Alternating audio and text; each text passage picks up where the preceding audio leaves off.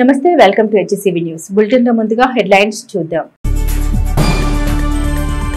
2002 ఓటర్ల జాబితా సవరణపై రాష్ట్ర ఎన్నికల కమిషన్ అధికారులు వీడియో కాన్ఫరెన్స్ ద్వారా సూచన తహసీల్దార్ కేవి గోపాలకృష్ణ మున్సిపల్ లిమిట్స్ లో నిబంధనకు లోబడే భవన నిర్మాణాలు చేపట్టాలి అతిక్రమిస్తే చట్టం బలంగా పనిచేస్తుంది కమిషనర్ పి శ్రీకాంత్ తెనాలి మండలం సంగంచాకరపల్లి గ్రామంలో పేకాట రాయిలను అదుపులోకి తీసుకుని వారి వద్ద నుండి 1,62,450 రూపాయల నగదు స్వాధీనం చేసుకున్న తెనాలి రూరల్ పోలీసులు. ఓటర్ల జాబితాలో మార్పులు చేర్పులు తొలగింపులనే అంశంపై రాష్ట్ర ఎన్నికల కమిషన్ వీడియో కాన్ఫరెన్స్ ద్వారా ఎన్నికల ప్రక్రియలో పాల్గొనే వివిధ శాఖల అధికారులకు సిబ్బందికి పలు సూచన చేశారు. స్థానిక మున్సిపల్ కార్యాలయంలోని కాన్ఫరెన్స్ హాల్లో శుక్రవారం కేంద్ర ఎన్నికల సంఘ ఆధ్వర్యంలో రాష్ట్ర ఎన్నికల సంఘం అధికారులు ఓటర్ల జాబితా సవరణపై పలు సూచన చేశారు.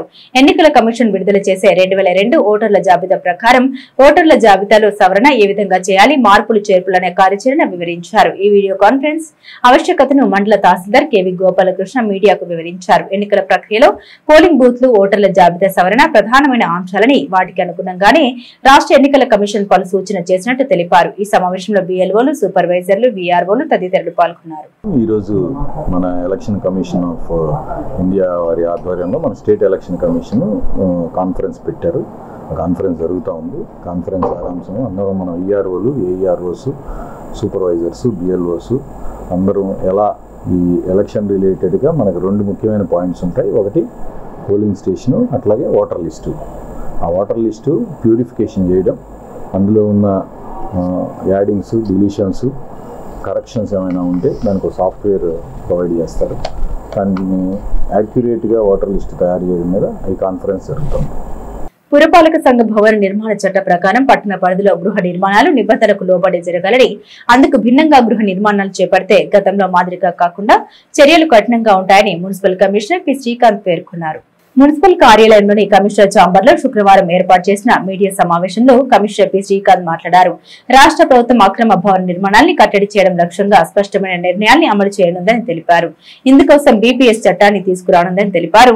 2025 ఆగస్టు 31 లోపున భవన నిర్మాణ చట్టానికి విరుద్ధంగా నిర్మించిన గృహాలను సక్రమ పద్ధతులకు మార్చుకునేందుకు బీపీఎస్ ద్వారా అవకాశం ఉందని తెలిపారు.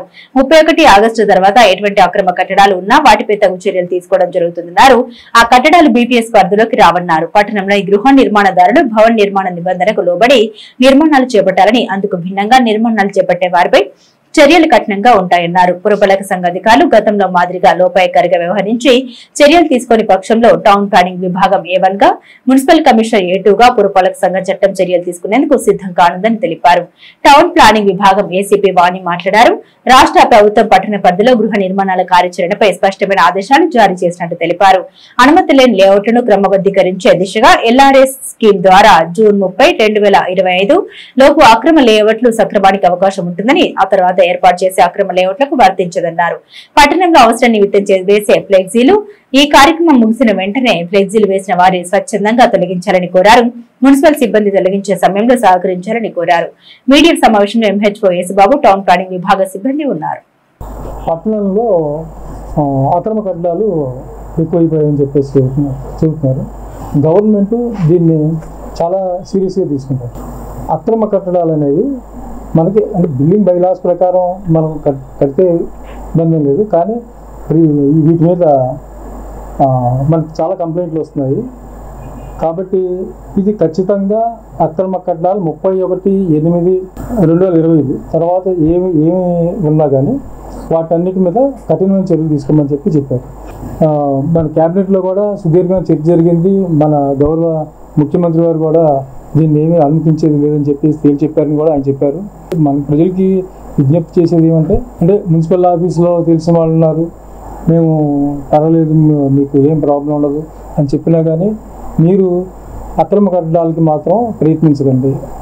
చేస్తే కనుక కఠినమైన చర్యలు తీసుకోవాల్సి వస్తుంది. ఈ బీపీఎస్ మీకు 31/8/25 లోపు వరకు చేసిన వారికి వర్తిస్తుంది. మిగిలినవన్నీ మాత్రం వాటికి ఉపేక్షించేది లేదు. కాబట్టి ప్రజలందరూ ఇది గుర్తించేది, మీరు నష్టపోవద్దని మాత్రం చెప్తున్నాం. అది అక్రమ కట్టడం అంటే బిల్డింగ్ బైలాస్ ప్రకారం వాళ్ళ ఇంటి ముందు రోడ్డుకి కానీ, రోడ్డుని బట్టి కానీ వాళ్ళ ఎక్స్టెన్షన్ బట్టి కానీ బిల్డింగ్కి ఇంతవరకు కానీ పరిమితి ఉంటుంది. అంటే ఇన్ని ఫ్లోర్స్ వేసుకోవాలి మీరు, లేకపోతే మీ విడ్త్ కానీ డెప్త్ కానీ ఇంతే ఉండాలని చెప్పేసి మీకు బిల్డింగ్ బైలాస్ ఉన్నాయి. జనరల్గా మన ప్రజలకి ఇవి తెలియవు. ఇవి దాటి చేసిన ఏదైనా కానీ మనకి అక్రమ కట్టడం కింద వస్తుంది. యాక్షన్ తీసుకుంటాము. ప్రజలు మాత్రం ఇది అర్థం చేసుకుని మున్సిపాలిటీకి తోడ్పడతారని చెప్పేసి నేను ఆశిస్తున్నాను. LRS స్కీమ్ ఒకటి అనౌన్స్ చేశారు. ఏంటంటే ల్యాండ్ రెగ్యులరైజేషన్ స్కీమ్. ఇందులో ఏంటంటే 30/6/2025కు ముందు వేసున్న లేఅవుట్స్ ఏవైతే ఉన్నాయో వాటన్నిటినీ కూడా క్రమబద్ధీకరించడానికి. ఎందుకంటే ఇటువంటి అనాథరైజ్డ్ లేఅవుట్లో ఇక ముందు పర్మిషన్స్ ఇచ్చే అవకాశం లేదు. గవర్నమెంట్ ఈ పథకం ద్వారా అందరికీ ఇచ్చిన అవకాశం ఏంటంటే లాస్ట్ 1 month 36కు ముందు వేసుకున్న లేఅవుట్స్ అన్నిటికీ కూడా ఈ పథకం ద్వారా రెగ్యులరైజ్ చేసుకునే అవకాశం వస్తుంది. అలాగే ఇండివిజువల్ ప్లాట్ ఓనర్స్ కూడా ఎక్కడన్నా బిల్టప్ ఏరియాలో కానీ ఎక్స్టెన్షన్ దగ్గర అయినా కానీ వాళ్ళకు ఒక ఎస్టాబ్లిష్ అయిన రోడ్డు ఉండి వాళ్ళు అంటే బిల్డింగ్ ప్లాన్కి వచ్చినప్పుడు ఫీజు అనేది ఎక్కువ కట్టాల్సి వస్తుంది. 14% ఛార్జెస్ అనేవి అవి కూడా మార్కెట్ వాల్యూ బేస్ చేసుకుని ఎక్కువగా పే చేయాల్సి వస్తుంది. అలాంటి వాళ్ళకి కూడా మంచి అవకాశం. ఆ ఫీజెస్ అనేవి 7%. దానికి అదనంగా ఇతర ఛార్జీలు అనేవి కట్టుకుని రెగ్యులరైజ్ చేసుకునే అవకాశం వస్తుందండి. ఫ్లెక్సీస్ అండ్ పోస్టర్స్ ఇవేంటంటే అవసరం ఉన్న వాళ్ళు పెడుతున్నారు కొన్ని చోట్ల. కాకపోతే అక్కడ జరిగేది ఏంటంటే రోజుల తరబడి వాటిని అట్లాగే ఉంచేస్తున్నారు. అవి ఏమవుతున్నాయంటే ట్రాఫిక్ కానివ్వండి, అటు వెళ్ళి అంటే గాలికి ఎగిరిపోవడం అట్లా జరిగి 2 వీలర్స్ కానివ్వండి, వెహికల్స్ కానివ్వండి, అలాంటి వాళ్ళకి కూడా కొంచెం అబ్జెక్షనబుల్గా ఉంటున్నాయి. ఇటువంటి వాటిని ఓకే వాళ్ళు స్వచ్ఛందంగా తీసేస్తే సిబ్బందికి కొంచెం సహకరించినట్టు అవుతుంది. లేదు కనీసం మా సిబ్బంది తీసేటప్పుడైనా కొంచెం వాళ్ళకి అబ్జెక్షన్స్ అనేవి రేజ్ చేయకుండా తీసేయడానికి అనుకూలంగా స్పందించాల్సిందిగా కోరుకుంటున్నామండి. కాబట్టి డెబ్రిస్ తీసే విషయంలో కూడా మా సిబ్బందికి సహకరించి తగిన రుసుము వాళ్ళకి చెల్లించి, అంటే చిన్నవి అయితే మా వాళ్ళు ఎలాగో తీసేస్తారండి, దాని పెద్ద ఇష్యూ కాదు. కొన్ని చోట్ల ఏంటంటే మాకు ఒక హాఫ్ ట్రక్ అయ్యేలాగో అట్లా ఉంటుంది. అటువంటిప్పుడు ఏంటంటే ఫీజు అనేది చెల్లించాల్సిన అవసరం ఉంది. కాబట్టి అటువంటి విషయంలో కూడా సిబ్బందికి సహకరించి మన పట్టణాన్ని కొంచెం క్లీన్గా ఉంచుకునే విధంగా సహకరించాలని కోరుకుంటున్నామండి. తెనాలి మండలం సంగం జాగలముడి శివారు పంట పొలాల్లో పేకాట ఆడుతున్న పేకాట రాయులను తెనాలి పోలీసులు డ్రోన్ సహాయంతో గుర్తించి వారి అదుపులో తీసుకున్నారు. ఆ వివరాలు ఈ విధంగా ఉన్నాయి. తెనాలి మండలం సంగం జాగలముడి గ్రామంలో గల సంగమేశ్వర స్వామి ఆలయానికి సమీపంలో గల రైల్వే ట్రాక్ పక్కన చెట్ల పొదల మధ్య పేకాట జోరుగా సాగుతున్నట్లు లభించిన సమాచారం మేరకు రూరల్ పోలీసులు డ్రోన్ కెమెరాతో నిఘా పెట్టారు. ఈ క్రమంలో 12 మంది పేకాట రాయులను అరెస్ట్ చేసి వారి వద్ద నుండి 1,62,450 రూపాయల నగదును 2 మోటారు బైకులను స్వాధీనం చేసుకున్నట్లు రూరల్ పోలీసులు తెలియజేశారు. పేకాటను నిర్వహించే దుర్గా అనే వ్యక్తితో పాటు మరో 4 పరారీలో ఉన్నట్లు మొత్తం 17 మంది పైన కేసు నమోదు చేసి దర్యాప్తు చేస్తున్నట్లు రూరల్ పోలీసులు వెల్లడించారు. అధికారంలోకి వచ్చిన వెంటనే విద్యారంగ సమస్యలను, ఉపాధ్యాయ సమస్యలను తక్షణమే పరిష్కరిస్తామని హామీలు గుప్పించిన కూటమి ప్రభుత్వ నాయకులు అధికారంలోకి వచ్చి సంవత్సర కాలం దాటుతూ ఉన్నా ఇంతవరకు ఆ వైపుగా ఆలోచన చేయకపోవడం బాధాకరమని యూటీఎఫ్ రాష్ట్ర అధ్యక్షులు వెంకటేశ్వర్లు తెనాలి పట్టణంలో శుక్రవారం జరిగిన రణబేరి కళాజాత కార్యక్రమంలో అన్నారు. ఆంధ్రప్రదేశ్ ఐక్య ఉపాధ్యాయ ఫెడరేషన్ ఆధ్వర్యంలో విద్యారంగ, ఉపాధ్యాయ రంగ సమస్యల సాధనకై ఈ నెల 15వ తేదీ నుండి యూటీఎఫ్ ఉపాధ్యాయ నాయకులు 5 దళాలుగా ఏర్పడి రాష్ట్ర వ్యాప్తంగా నిర్వహిస్తున్న జాత కార్యక్రమంలో భాగంగా శుక్రవారం గుంటూరు నుండి బయలుదేరిన యూటీఎఫ్ రణబేరి జాత సాయంత్రానికి తెనాలి చేరుకుంది. ఈ సందర్భంగా బురిపాలెం రోడ్లోని శివాజీ చౌక్లో యూటీఎఫ్ నాయకులు రణబేరి జాత కార్యక్రమం ఆవశ్యకతను మీడియాకు వివరించారు. యూటీఎఫ్ రాష్ట్ర అధ్యక్షులు ఎన్ వెంకటేశ్వర్లు మాట్లాడుతూ రాష్ట్రంలోని 679 మండలాలను కలుపుకుంటూ జాత కార్యక్రమాన్ని నిర్వహిస్తున్నట్టు తెలిపారు. గత ప్రభుత్వం ఉపాధ్యాయులను అన్ని విధాలుగా ఇబ్బందులు గురిచేస్తే యూటీఎఫ్ ప్రతిఘటించి ఉద్యమ బాటలో నడిచిందని అన్నారు.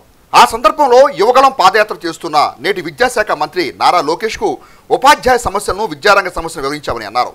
అధికారంలో రాగానే సమస్యలు పరిష్కరిస్తామని నాడు హామీ ఇచ్చారని, అయితే ఇంతవరకు ఏ ఒక్కటి కూడా సక్రమంగా పూర్తి చేయలేదని అన్నారు. గత ప్రభుత్వం విద్యారంగంలో తీసుకొచ్చిన సాల్ట్ పథకం రద్దు చేస్తామని హామీ ఇచ్చి ఇంతవరకు రద్దు చేయలేదని, ఆ కారణంగా ప్రభుత్వ పాఠశాల విద్యార్థుల సంఖ్య తగ్గిపోయిందని అన్నారు.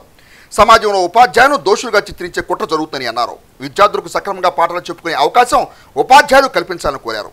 తమ డిమాండ్స్తో ఈ నెల 25వ తేదీన విజయవాడలో జరిగే రణబేరి బహిరంగ సభ ద్వారా ప్రభుత్వానికి అల్టిమేటం ఇవ్వనున్నట్టు తెలిపారు. జాత సమావేశంలో పలువురు యూటీఎఫ్ నాయకులు తమ ప్రసంగాల ద్వారా విద్యారంగంలో చోటు చేసుకుంటున్న అనైతిక వాస్తవ పరిస్థితిని వివరించారు. ఈ కార్యక్రమంలో యూటీఎఫ్ రాష్ట్ర నాయకులు పి మనోహర్, ఎం హనుమంతరావు, జిల్లా నాయకులు రాజశేఖరరావు, జీవి నాగమణి, ఎండి దేవి, పివి శ్రీనివాసరావు, కె సాంబశివరావు, కామాక్షి, ఆదినారాయణ తదితర సభ్యులు పాల్గొన్నారు. దీని యొక్క ప్రధాన ఉద్దేశం మమ్మల్ని స్వేచ్ఛగా బడిలో పాఠాలు చెప్పుకోనివ్వండి. పిల్లలకి 4 అక్షరాలు నేర్పి జాతి పౌరుల్ని, ఉత్తమ పౌరుల్ని తయారు చేయడానికి అవకాశం ఇవ్వండి. ప్రపంచ బ్యాంకు సాల్ట్ పథకం పేరుతో మమ్మల్ని బోధనేతర కార్యక్రమాల చుట్టూ తిప్పుతూ పిల్లల్ని ప్రభుత్వ బడి నుండి దూరం చేయొద్దు. ఈ డిమాండ్ తోటి ఈరోజు మనం ఈ జాతాన్ని నిర్వహిస్తూ ఉన్నాం రాష్ట్ర వ్యాప్తంగా. ఎందుకంటే గత ప్రభుత్వం, గడిచిపోయినటువంటి ప్రభుత్వం ఉపాధ్యాయుల మీద నిర్బంధాలు పెట్టింది. సిపిఎస్ రద్దు చేయాలంటే కేసులు పెట్టింది. ప్రవీణ్ ప్రకాష్ లాంటి ప్రిన్సిపల్ ఆఫీస్ బేరర్ని పాఠశాలకు పంపించి బెదిరించేటువంటి పని చేసింది. అలాగే 3, 4, 5 తరగతుల్ని మొత్తాన్ని కూడా హై స్కూల్స్ లో విలీనం చేసింది. ప్రమోషన్లు ఇస్తామనే పేరుతోటి పాఠశాల వ్యవస్థను చిన్నాభిన్నం చేసే ప్రయత్నం చేసింది. దీనికి వ్యతిరేకంగా యూటీఎఫ్ పెద్ద ఎత్తున పోట్లాడింది, ఘర్షణ పడింది, కేసులు పెట్టించుకుంది. దాని ఫలితంగా పాదయాత్రలో, యువగళం పాదయాత్రలో ఉన్న ప్రస్తుత విద్యాశాఖ మంత్రి గారు లోకేష్ గారి దృష్టికి కూడా ఈ అంశాలన్నీ తీసుకెళ్తే నేను 117ని ఖచ్చితంగా రద్దు చేస్తాం. భవిష్యత్తులో 117 మీకు ఉండదు, మిగిలిన భారాలు మీకుండవు, యాప్లు సమస్యలు లేవు, 12వ పిఆర్సీ మీకు సకాలంలో ఇప్పిస్తాం, డిఏలు పెండింగ్లో పెట్టను, మీకు రావాల్సిన బకాయిలు ప్రతి పైసాతో సహా చెల్లించే బాధ్యత నాది అని చెప్పారు. మనందరం నమ్మాం. వాళ్ళు బాధ్యతలోకి వచ్చారు, ప్రభుత్వం వచ్చింది. 15 నెలలు పూర్తయినా ప్రపంచ బ్యాంకుతో చేసుకున్న ఒప్పందం ఏదైతే సాల్ట్ పథకం ఉందో దాన్ని రద్దు చేయలేదు ఈ ప్రభుత్వం కూడా. దాన్ని రద్దు చేయకపోవడం వల్ల వచ్చిన ఫలితం ఏమంటే ఈరోజు 34,340 ప్రాథమిక పాఠశాలలుంటే 12,972 ప్రాథమిక పాఠశాలలు ఒక ఉపాధ్యాయుడితో నడుస్తూ ఉన్నాయి. ఈరోజు పిల్లలు గత విద్యా సంవత్సరంతో పోలిస్తే ఈ విద్యా సంవత్సరంలో 2.5 లక్షల మంది విద్యార్థులు ప్రభుత్వాన్ని పాఠశాలను వదిలేసి బయటికి వెళ్ళిపోయినటువంటిది. ఈరోజు ప్రభుత్వ విద్యారంగాన్ని రక్షించుకోవడం కోసం ఈ రణబారి కార్యక్రమాన్ని చేస్తా ఉన్నాం.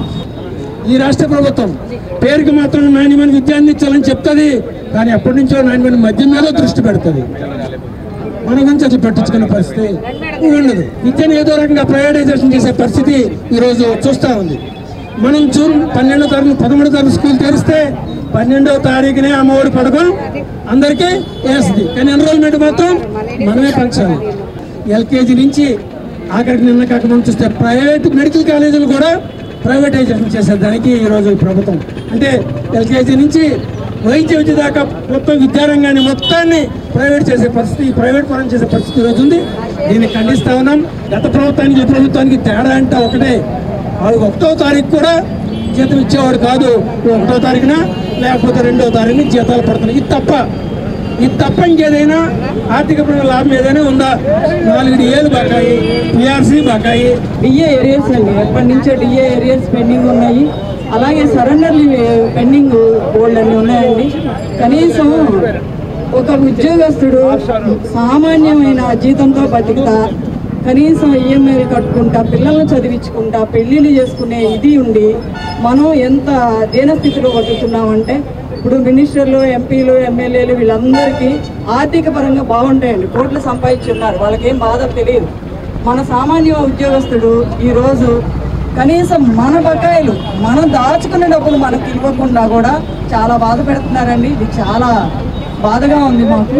కనీసం మా డిఏ ఏరియాస్, పిఆర్సీ వేస్తారని ఆశిస్తున్నాం. తెనాలి మండలం కొలకలూరు గ్రామానికి చెందిన బీసీ కాలనీ వాసులు ఇటీవల కురిసిన భారీ వర్షాలకు తాము తీవ్ర ఇక్కట్లను ఎదుర్కొంటున్నామంటూ ఒకంత అసహనాన్ని వ్యక్తం చేస్తూ తమ బాధలను తెనాలి మండల ఎంపీడీఓ అత్తుట దీప్తి సమక్షంలో ఏకరువు పెట్టారు. తెనాలి మండలం కొలకలూరు గ్రామంలో ఇటీవల రాష్ట్ర పౌర సరఫరా శాఖ మంత్రులు నాదెండ్ల మనోహర్ ఆధ్వర్యంలో పారిశుద్ధ్య సమస్యలపై స్పెషల్ డ్రైవ్ కార్యక్రమాన్ని నిర్వహించారు. ఆ సమయంలో మంత్రి నాదెండ్ల మనోహర్ బీసీ కాలనీలో సైడ్ కాలువలు, ఇంకుడు గుంతలు ఏర్పాటు తీసుకున్న నిర్ణయం మేరకు మండల అభివృద్ధి అధికారులు ప్రొక్లయంతో కాలువల ఏర్పాట్లకు తవ్వకాలు చేపట్టారు. ఈ క్రమంలో అభివృద్ధి పనులకు వర్షాలు బ్రేక్ వేశాయి. తరచుగా కురుస్తున్న వర్షాల కారణంగా పల్లపు ప్రాంతమైన బీసీ కాలనీలో మురుగునీటి సమస్య జటిలమై ఆ ప్రాంత ప్రజలు ఎదుర్కొంటున్న సమస్య ప్రచార మాధ్యమాల ద్వారా వెలుగు చూసింది. మండల అభివృద్ధి అధికారి అత్తోట దీప్తి శుక్రవారం తమ సిబ్బందితో బీసీ కాలనీకి వెళ్లగా వర్షాలతో ఇబ్బంది పడుతున్న తమను పలుకరించిన వారు లేరంటూ కాలనీ వాసులు తమ ఇబ్బందులను ఎంపీడీఓ సమక్షంలో ఏకరువు పెట్టారు. తమకు ఇంకుడు గుంటలు వద్దు, కాలువలు వద్దంటూ అసహనం వ్యక్తం చేశారు. ఎంపీడీఓ అత్తోట దీప్తి వాస్తవ పరిస్థితిని వివరించే ప్రయత్నం చేయగా కాలనీ వాసులు ప్రభుత్వ అధికారుల తీరుపై అసహనం వ్యక్తం చేశారు. ఈ విషయంలో మంత్రివర్యుల నిర్ణయం మేరకు వారి ఆదేశాల మేరకు ముందుకు వెళ్తామని ఎంపీడీఓ అత్తోట దీప్తి స్పష్టం చేశారు.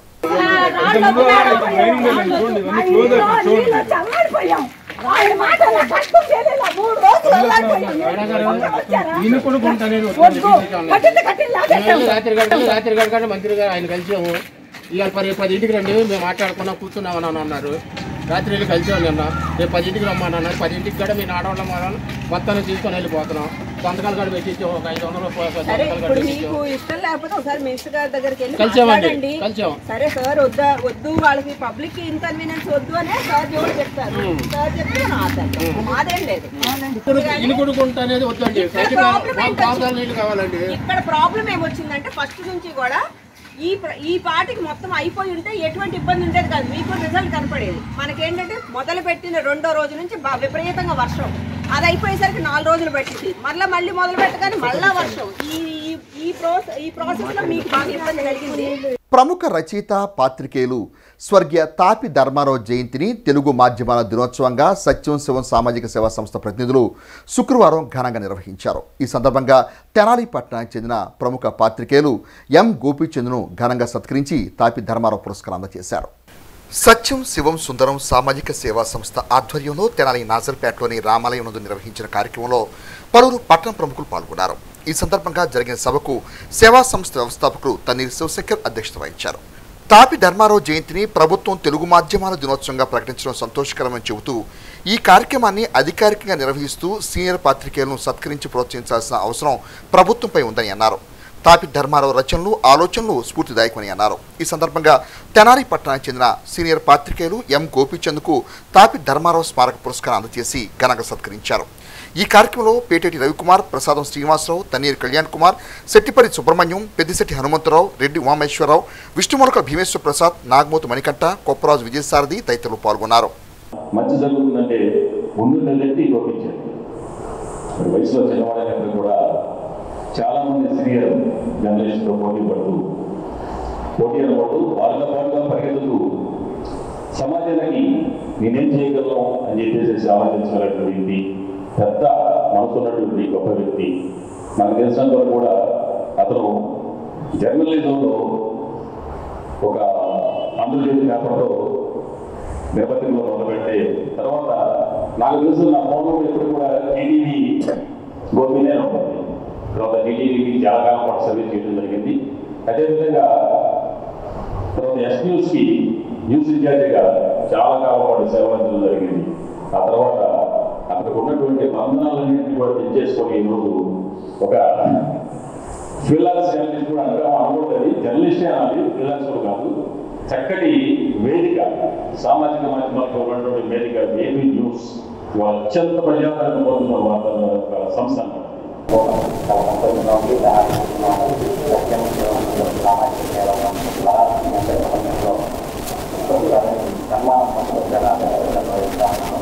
మంచి కార్యక్రమాన్ని ఎప్పుడు ప్రతి ఒక్కరు కూడా ప్రోత్సహించాలి. కూడా పనిచేసి చేస్తూ ఉండడానికి పేరుగా మంచిగా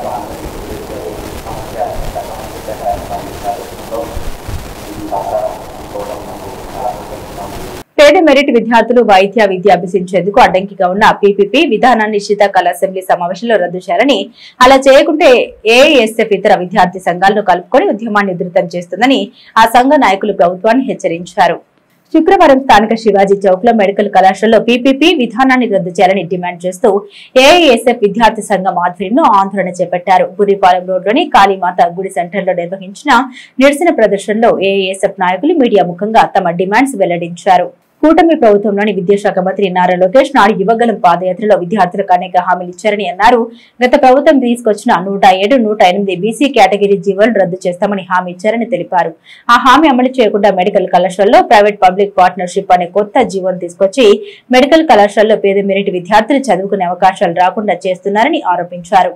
అసెంబ్లీ శీతాకాల సమావేశంలో పీపీపీ విధానాన్ని రద్దు చేయాలని తెలిపారు. అదేవిధంగా ఎన్నికల ముందు విద్యార్థులకు అమలు చేస్తామన్న హామీలు అమలు చేయాలని డిమాండ్ చేశారు. ఈ కార్యక్రమంలో మద్దినేని కిరణ్ బాబు, బలిమెంత కృష్ణ, తురగా బాలస్వామి, రవి, యశ్వంత్, ఇర్మియా, దుర్గా, తేజ తదితర విద్యార్థులు పాల్గొన్నారు.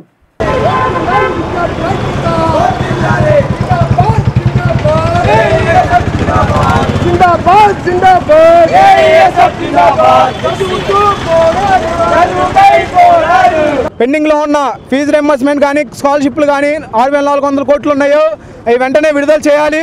అదేవిధంగా జీవో నెంబర్ 77ని వెంటనే రద్దు చేయాలి. అదే విద్యాశాఖ మంత్రి నారా లోకేష్ గారు ఏదైతే తన యోగాలం పాదయాత్రలో విద్యార్థులకు ఇచ్చిన హామీ ఏదైతే జీవో నెంబర్ 77 వెంటనే వచ్చిన 3 నెలల్లోనే రద్దు చేస్తామని చెప్పారో ఇంతవరకు దాన్ని విషయం ఎత్తిన దాఖలాలే లేవు. తక్షణమే దీన్ని మేము విద్యార్థులుగా వ్యతిరేకిస్తున్నాం. తక్షణమే ఈ జీవో నెంబర్ 77ని వెంటనే రద్దు చేయాలి. అదేవిధంగా వారం క్రితం ఏదైతే కేబినెట్ మీటింగ్లో ఆంధ్రప్రదేశ్ రాష్ట్రంలో ఉన్న 10 మెడికల్ విద్యా కళాశాలని మేము పీపీపీ విధానంలో తీసుకొస్తామని చెప్తున్నారు. అవి పూర్తిగా మేము వ్యతిరేకిస్తున్నాం. ఎందుకంటే మీరు ఈ పీపీపీ విధానాన్ని తీసుకొస్తే పేద మెడికల్ విద్యార్థులకి మెడికల్ విద్యని దూరం చేసినట్టయిద్ది.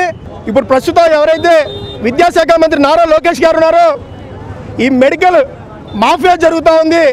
ఎవరైతే పేద విద్యార్థులు ఎవరైతే ఉన్నత చదువులు చదువుకునే విద్యార్థులు ఉన్నారో వారికి విద్య అనేది దూరం అవుతూ ఉంది. ఈ రాష్ట్రంలో పాత గవర్నమెంట్ 17 కళాశాలలు నిర్మించి 10 కళాశాలకి అదేవిధంగా 5 కళాశాలకి అడ్మిషన్లు కూడా ప్రారంభించింది. కానీ ఇప్పటి వరకు ఈ రాష్ట్రంలో మెడికల్ కళాశాలలో జరుగుతున్న దోపిడీని వెలుగెత్తిన ఏకైక ఆర్గనైజేషన్ ఏదంటే అది అఖిల భారత విద్యార్థి సమైక్య AIS. ఈరోజు 107, 108 జీవోలను తీసుకొచ్చి BC కేటగిరీలతో ఈరోజు రాష్ట్రంలో ఉన్న పేద విద్యార్థులకు మెడికల్ సీట్లు అందకుండా 12 లక్షలు, 25 లక్షలు, 50 లక్షలకి వాళ్ళకి నచ్చిన విధంగా ఈరోజు సీట్లు అమ్ముకుంటా ఉన్నారు. ఈరోజు 107, 108 జీవోలని రద్దు చేసిన పక్కన పెట్టయితే ఈరోజు కొత్త విధానాన్ని తీసుకొస్తా ఉన్నారు. PPP ప్రైవేట్ పబ్లిక్ పార్ట్నర్షిప్ అని ఒక యాక్ట్ తీసుకొచ్చి లీజుకి ఇస్తూ ఉన్నారు. ఈరోజు రాష్ట్రంలో డబ్బులు లేదని చెప్తా ఉన్నారు. మీకు అధికారులు రాకముందు ఇవన్నీ మీకు తెలియదా అని చెప్పి మేము ఈ విద్యార్థులుగా మేము ప్రశ్నిస్తూ ఉన్నాం. తెనాలి జగడగుంట పాలెంలోని టిట్కో కాలనీలో ఈ నెల 20వ తేదీన శనివారం స్వచ్ఛాంధ్ర స్వర్ణాంధ్ర కార్యక్రమంలో భాగంగా మొక్కలు నాటే కార్యక్రమం నిర్వహించడం జరుగుతుందని, ఈ కార్యక్రమానికి తెనాలి పురపాలక సంఘ చైర్పర్సన్ తాడివేన రాధిక రమేష్తో పాటు పలువురు అధికారులు పాల్గొంటారని తెనాలి పురపాలక సంఘ కమిషనర్ శ్రీకాంత్ ఒక ప్రకటనలో తెలియజేశారు.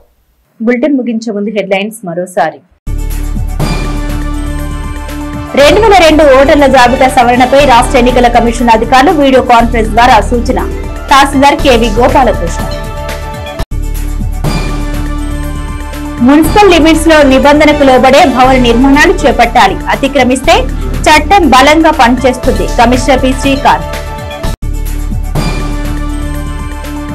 తెనాలి మండలం సంగం జాగరూడి గ్రామంలో పేకాట రాయిలను అదుపులో తీసుకుని వారి వద్ద నుండి 1,62,450 రూపాయలను స్వాధీనం చేసుకున్న తెనాలి రూరల్ పోలీసులు.